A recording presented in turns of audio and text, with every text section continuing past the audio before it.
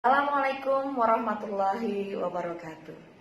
Halo, bersama saya Tri Ari Astuti, penyuluh hukum madya pada kantor wilayah Kementerian Hukum dan HAM Daerah Istimewa Yogyakarta. Saat ini saya sedang work from home dalam rangka upaya pencegahan dan menghambat penyebaran COVID-19. Nah, kali ini saya akan membagikan tips menghindari informasi hoax seputar COVID-19.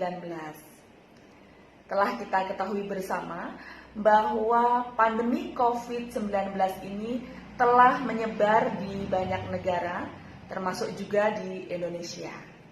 Berbagai situs di internet berlomba mengunggah informasi terbaru mengenai pandemi COVID-19 ini. Namun sayangnya, tidak semua informasi tersebut bisa dikatakan valid. Nah, oleh karena itu, berikut adalah tips yang bisa kita terapkan ketika kita mendapatkan informasi tentang COVID-19. Tips yang pertama, selalu bersikap kritis terhadap judul tulisan. Kita pasti sering menemukan judul tulisan yang bombastis atau biasa disebut dengan clickbait. Biasanya judul seperti itu diterapkan agar orang-orang mau membuka artikel dan juga membacanya hingga akhir. Nah, di beberapa media terkadang judul bombastis tidak sesuai dengan isi tulisannya, bahkan kadang tidak relevan sama sekali. Nah, karena sekarang kita sedang menghadapi pandemi COVID-19, berbagai artikel tentu saja dengan judul-judul yang sesuai dan judul-judul juga yang bombastis terkait COVID-19 ramai menghiasi media sosial.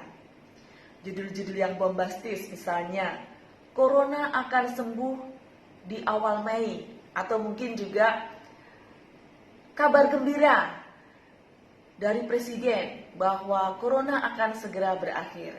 Nah, sebelum kita membuka artikel seperti itu, ada baiknya kritis terhadap judulnya. Berita, artikel ringan, ataupun informasi yang valid dan dapat dipercaya biasanya tidak membutuhkan judul-judul seperti itu. Sebab mereka ingin agar pembaca fokus pada isi tulisan. Tips kedua, perhatikan situs dan isi tulisannya. Sebaiknya pastikan informasi yang kita dapatkan dari sebuah tulisan tersebut berasal dari sumber yang benar-benar terpercaya, sumber yang dapat dipercaya.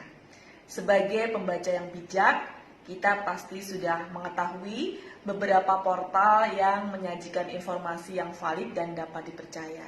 Nah, jika saat membuka media sosial, kita menemukan artikel yang mengarahkan kita kepada situs yang tidak jelas, kita patut curiga. Tetapi tidak masalah juga ketika kita akan membukanya karena penasaran pada situs tersebut misalnya. Kita bisa mencari kolom tentang yang biasanya ada di bagian atas sebuah website.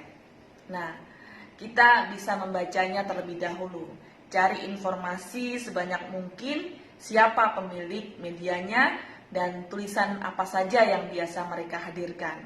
Periksa juga apakah isi tulisannya memiliki banyak tipu. Pada beberapa situs terpercaya, tim editor dan providernya akan membaca sebuah tulisan terlebih dahulu sebelum mereka mengunggah berita-berita mereka. Jadi jika kita menemukan tulisan yang banyak tipu dan tata letaknya aneh, kita tentu saja wajib waspada. Tips ketiga, double check sumber informasinya. Kita mungkin pernah menemukan tulisan yang hanya mengatakan, menurut ahli, COVID-19 akan berakhir pada bulan Mei. Atau mungkin saja, menurut ahli dari Cina, COVID-19 di Indonesia berpotensi memakan korban sebanyak 10 juta orang gitu misalnya. Nah, isi tulisan yang seperti ini harus diperhatikan sebab tulisan yang benar apalagi dalam membahas tentang pandemi seperti COVID-19 ini haruslah berasal dari ahli yang sudah terpercaya. Jika sebuah tulisan tidak menerangkan nama ahli dan bidang dari ahlinya dengan jelas, kita patut curiga. Lakukan double check pada sumber tersebut tentunya.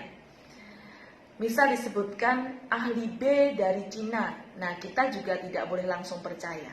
Manfaatkan mesin pencari seperti Google untuk menemukan apakah B benar-benar ahli dari Cina ataukah B adalah ahli untuk bidang ini, misalnya seperti itu.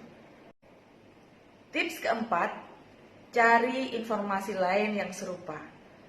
Ketika ada tulisan yang memberikan informasi penting, semisal COVID-19 berakhir dalam 2 bulan lagi misalnya, kita sebaiknya mencari informasi serupa di situs yang berbeda. Tujuannya agar kita dapat mengonfirmasi isi tulisan tersebut. Ketika ada berita baik seperti itu, tentu saja banyak sekali media online yang memberitakannya secara luas. Namun jika kita menemukan fakta bahwa hanya artikel tersebut yang memberitakannya, kita harus tahu bagaimana harus bersikap. Tips kelima, temukan informasi resmi melalui otoritas lokal dan global.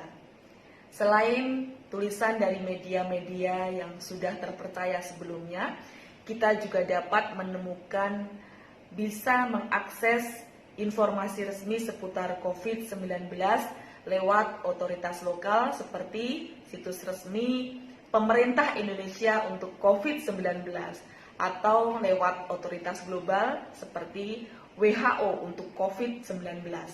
Hal ini dapat sangat berguna untuk mengetahui kebenaran sebuah informasi.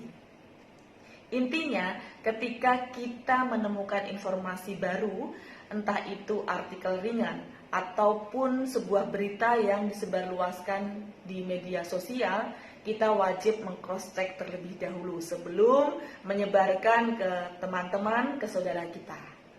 Nah, selain harus saling jaga dalam situasi seperti ini, kita juga harus saling mengabarkan sesuatu yang benar dan terpercaya. Perlu diingat bahwa pada pasal 28 ayat 1 Undang-Undang Nomor 11 Tahun 2008 tentang Informasi dan Transaksi Elektronik yang biasa disingkat dengan Undang-Undang ITE, sebagaimana telah diubah oleh Undang-Undang Nomor 19 Tahun 2016 mengatur mengenai penyebaran berita bohong di media elektronik, termasuk juga di media sosial.